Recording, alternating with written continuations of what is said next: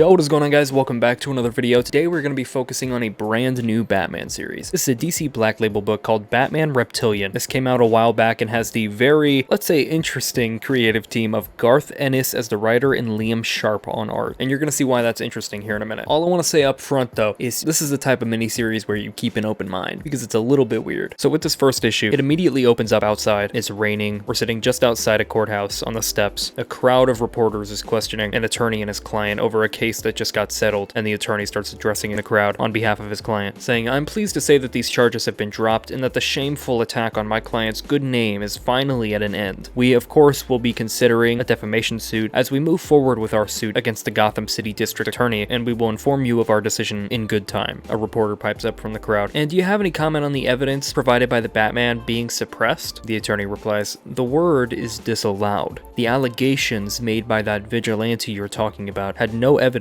behind them whatsoever. My client's only desire now is to return to his family and defend his heavyweight title, which he'll be doing at the end of the month." And as the reporters keep asking questions, Batman himself emerges from the crowd. And as the attorney goes on invalidating Batman's involvement in the case, the reporters get quieter and quieter. Batman gets closer and closer, and he eventually walks up to this client and just tells him straight up, "Edgar Lachario, you are a coward." The attorney butts in, "You step away from," but Batman cuts him off. "A liar, a rapist, a brute, but above all, a coward. Do not think that that heavyweight title makes a difference. That's tin plate in rhinestone, no more." The attorney interrupts again. "Okay, enough. This is a pathetic attempt to provoke my client into violence, and you will not..." And Batman interrupts him again. "You turned your strength on two women not even a quarter of your own size. What you did to them, for your own sick gratification, they will never fully recover from. Then you turned your wealth on them. They were harassed and intimidated by your hirelings. Small wonder that their stories suddenly fell apart. World champion, inspiration to millions,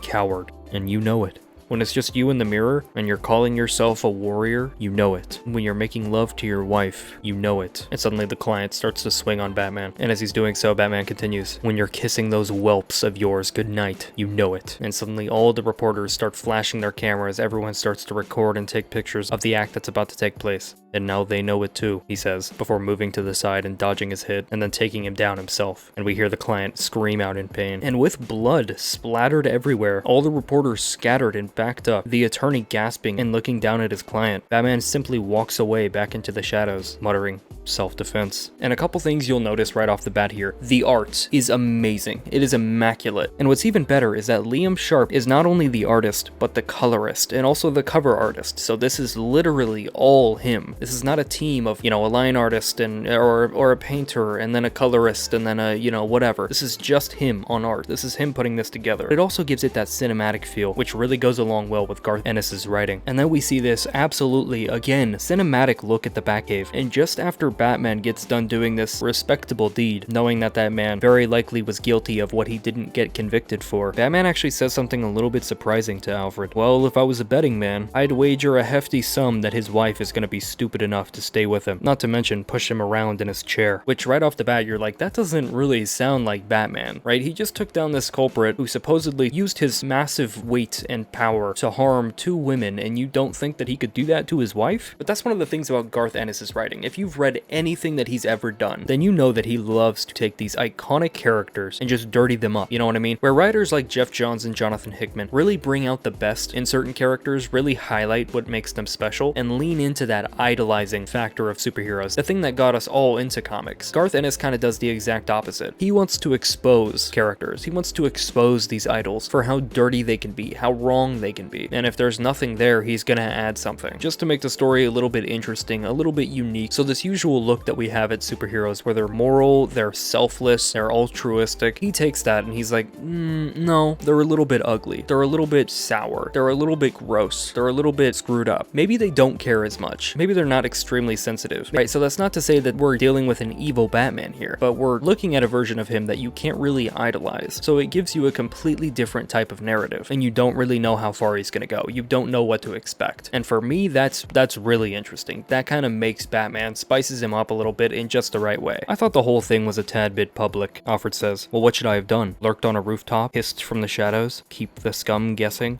"Huh. Hello." And we realize Bruce is looking at something on his screen.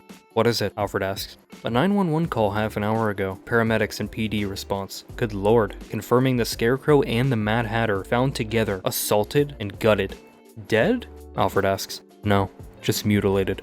Was it you? Curious. And just then he gets out of his chair and starts to suit up. 6 other individuals found with him, along with a small arsenal of automatic weapons and explosives. 2 of them dead, 4 of them injured. Apparently one of the bodies was found partly inserted inside another henchman's chest cavity. The scene was described as a slaughterhouse. None of the victims left able to speak. Alfred then calls out to him on his way out. You haven't forgotten the underprivileged children are visiting in the morning, have you? From the Institute's program? And Batman keeps walking. You can handle that, can't you?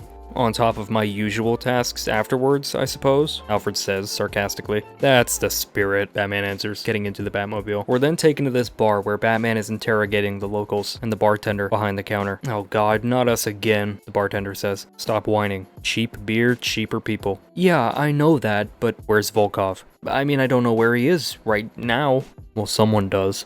A drunk guy calls out from behind Batman. Who the hell is he calling cheap? And without turning around, Batman flicked a batarang straight into the front of his chair, right before his crotch. I want that back, Batman says. Call Volkov. Tell him to be on the roof of his building in an hour. Oh, and by the way, you can consider me a regular. We then jump ahead in time where this Volkov is standing on the roof, just waiting for his friend to show up. Smitty? He calls out. Batman appears from the shadows. He sends his regards, and Volkov screams out in terror. Obviously, you're not gonna pull the pistol, right?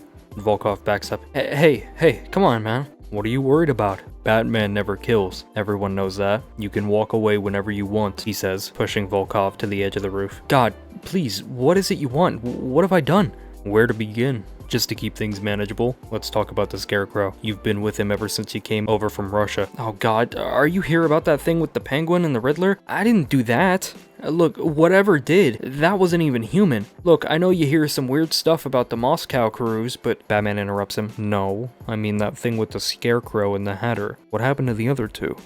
You don't know? You? Wait a second. The Scarecrow and the... Batman then grabs him by his hair and holds him over the edge of the roof. And as Volkov is squealing in pain, Batman continues, I told you the Batman never kills. Volkov then opens up about what happened. We thought they were gonna hit us, so we armed up. We headed over to Penguins. We were gonna hit them first, but when we got there, it was a bloodbath. A dozen guys dead. The Riddler slit from chest to crotch. And I mean, they nailed Penguin to the ceiling.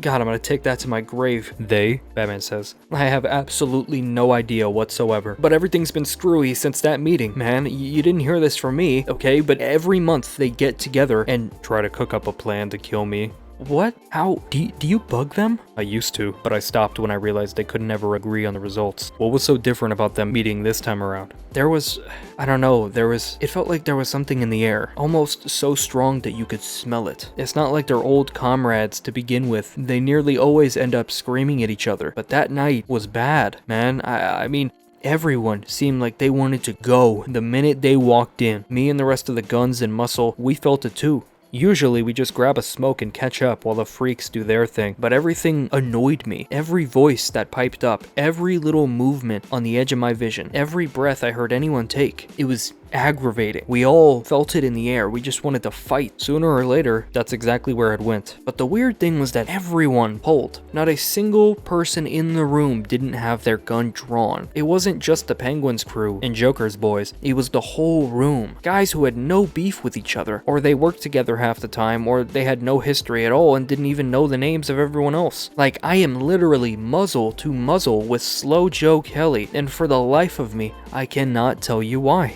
And then just like that, the feeling went away. These are men who kill at the drop of a hat, but for no reason, none at all, it felt like we all came to our senses as fast as we lost them. Regardless, even after it was over, it still didn't feel right. A couple of guys threw up outside. Hell, I did when I got home. I'm still not 100%. I think that was why the Scarecrow wanted us to go after Penguin and the Riddler. Some sort of leftover from the meat. The energy was still there. I don't really know. I didn't tell him, but I quit right after that. I heard some of the other guys did too. Batman then pulls him back from the edge of the roof and lets him go. Well, you'd better go and sign up again. What do you mean, sign up? Not with the Scarecrow, obviously, but the Joker's always looking for talent. Why would I do that? Because you said he started the trouble. No, but it could have been any of them is what I meant. Coincidence and the Joker have never once gone together. But why would I want to join his crew? Because, like I told you, the Batman never kills. I'll never kill you. Ever. Haven't you realized yet, Volkov? I am far, far worse than the Joker. I will not let you die. Oh my god, I left Russia to get away from guys like you, Volkov says, and he gets no response, before turning around, standing up, and seeing that Batman already left. Volkov headed home, the moon shining down on him, headed right down the stairs to his apartment, and took some sleep medication to calm down after what just happened. He then dreads what the next couple days of his life are gonna look like, before heading to bed and turning off the lamp and going to sleep in the darkness. Before suddenly hearing a voice in the dark. Remember, Volkov, Batman never kills. Volkov jolts awake, turning the lamp on and screaming, before looking around the room and realizing he's still alone, before laying back down, pulling the covers back over him a little bit tighter. And that is where the first issue ends. So like genuinely the art for this book is so amazing. I thought it was AI at first, but I was like, no, this came out before then. There's no way he used it for this. And I realized this is just Liam Sharp's style, and he went all out for this book because it's a DC Black Label book. And this is just one of the creative and fun things about this line and why I like to focus on stories from it, because it's just amazing. Even if you don't like this grittier, like, you know, more ugly personality version of Batman, I think it's still like story-wise, that intrigue is there. And so we're gonna explore what all happened with that meeting and why that happened in the next couple videos, focusing on the next issue. So if you want that, make sure to leave a like on this video, comment your thoughts down below, subscribe if you haven't already. That is the video. Thank you for watching.